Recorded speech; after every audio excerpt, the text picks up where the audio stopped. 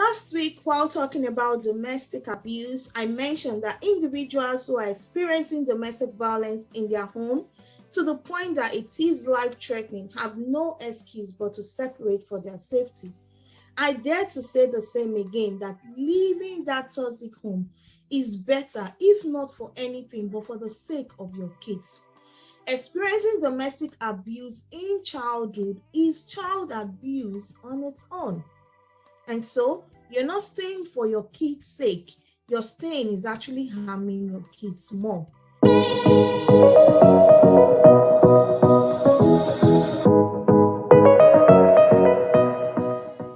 It's Kimi Episino Oguniye on Speak Up. Welcome to another episode of Speak Up. Please do not forget to click on that subscribe and follow button on YouTube to see my previous episodes and to see more episodes like this. In relationship, where there's domestic violence and abuse, children witness about 3/4 of the abusive incidents. About half of those children in such families have themselves been badly hit or beaten. Sexual and emotional abuse are also more likely to happen in these families. Following the alleged maltreatment and subsequent murder of the Nigerian gospel singer Osinachi Uwanchukwu by her husband Peter, their children have made some shocking revelations. One of them being that the husband has polluted the minds of the children against the mother and women in general. Another is that the father has taught them that it is okay to beat a woman to correct her.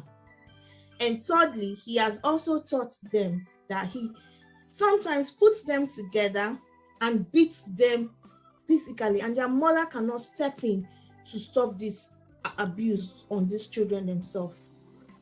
Also, Nigerian singer Temmie Ovwasa, popularly known as the YBNL Princess, as this week comes up to narrate how she was sexually abused by her stepfather from the age of 11 to about 17. The fact that the mother knew about this but still excused the man and continued to live with him has not only affected her physically but emotionally. He allowed the abuse to continue for so long. The singer recounts being called mentally unstable, mad, depressed, and says that she is actually depressed and that she cuts herself for years. She's been self-harming for years. She's been in and out of psychosis. And she says, you know the best part? Every time I had an opinion about what her husband did, my mother would say, it's psychosis. The singer is grown now. She can defend herself, but she still pays the price of living in that abusive home. She did right, that she loves her mom and does not hate her.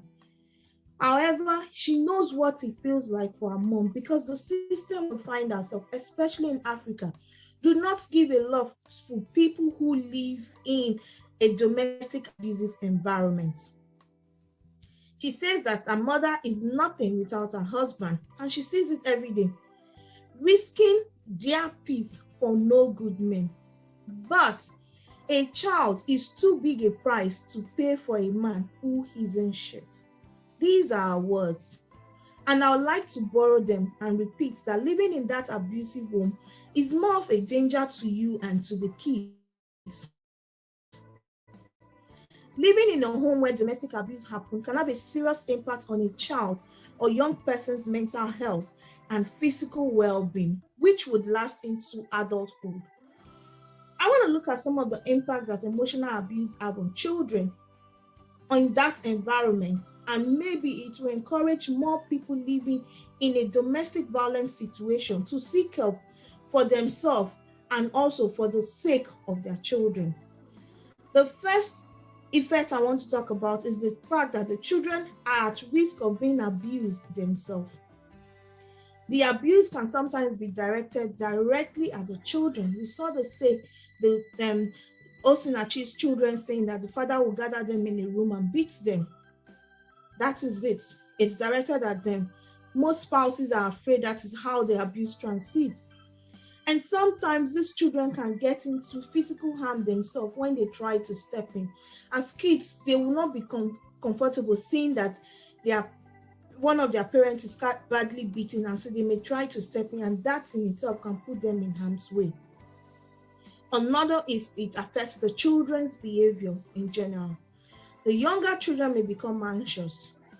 You could see they complain of tummy aches, or they start to wet the bed. They complain of sicknesses that are more emotional, that are more psychological than actually physical. They may find it difficult to sleep. You see they express temper tantrums and start to behave as if they are much younger than they are. Older children may react differently by expressing their distress much more outwardly. For example, they become more aggressive and disobedient. They sometimes use violence to try and solve problems, just copying the behavior they see within the family. Kids are known to do that. They could be manipulative. They could be too dependent on people and have mood swings. They could be constantly tired and lethargic, frequently ill, poor personal hygiene. These are some of the things we see, how being in that environment affects kids. Children dealing with domestic violence and abuse often do badly at school. Their frightening experience at home make it difficult to concentrate in school. And if they are worried about their abused parents, you find that they will start refusing to go to school because they probably feel it's in their own way to keep that parent safe. Another effect it has is on the children's mental health. They may become withdrawn from other people. They become anxious. You see that these kids are depressed.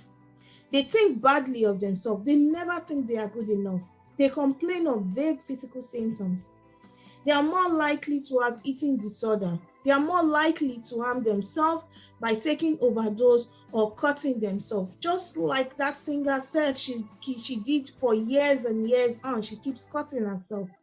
They are more likely to experience shame, guilt, self-blame, and anger.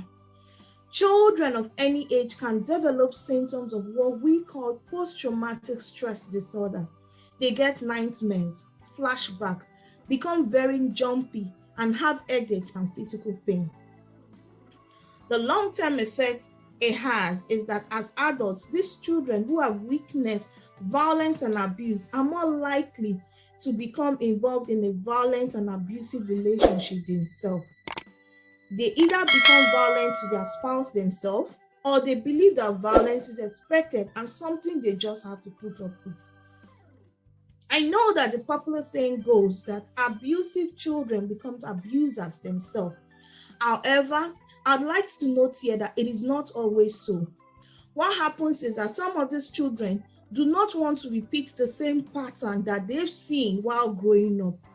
But the effect is many of them end up making so many mistakes. They try hard not to make the mistake of their parents. And so that in itself is harmful for them because they become anxious, depressed, and find it difficult to trust other people or have a good relationship going on forward. They can't keep a relationship because of what they've seen previously. Even though they do not want to repeat it, they are drawn in that circle and is affecting how they trust other people. So, as parents, our primary duty is to protect our kids. And one of them is by making sure that domestic violence and abuse do not remain a shameful secret for the child in the first place. I'll explain what I mean by this. The child should not be burdened to keep that shame, that secret in the family. And that burden of that secret grows up into hurting the child emotionally. The child should not be kept in an environment where they think that secret is so shameful they cannot disclose. They just have to hold it inside. So taking them out will just be a way to save them.